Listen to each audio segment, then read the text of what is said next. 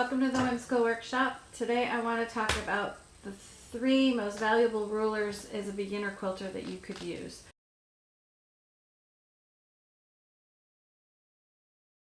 These are my recommendations. I grab these rulers all the time.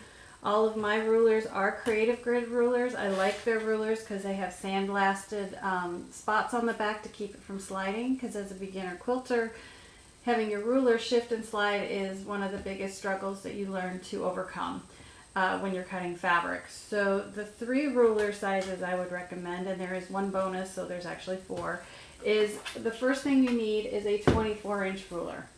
Fabric comes, it's 42 inches long to 44 inches, and when they come off the bolt, it is folded.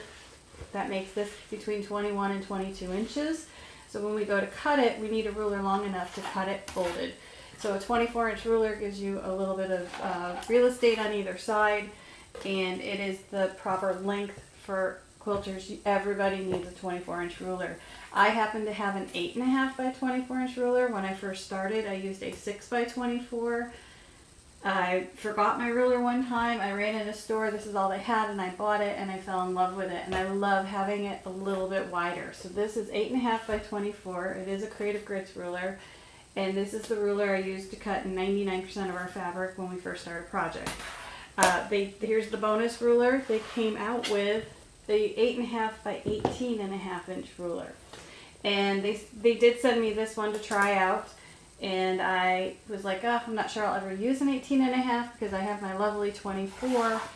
But I grab this one all the time when I'm dealing with fat quarters, when I'm dealing with shorter strips. Just not having that 6 extra pieces of acrylic and turning it around makes it a little less cumbersome. So it has become a second workhorse in my studio.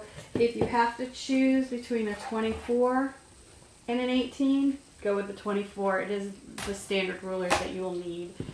This is definitely one to add to your toolkit as you get into sewing. My next favorite ruler is a 6.5 inch square. Again, same scenario. It's a lot less acrylic to manipulate, and so many times we're cutting 2.5 inch squares, 4.5 inch squares, you know, anything small from a strip. The little square ruler is handy, and I always have this one at the top of my pile, so I recommend that one.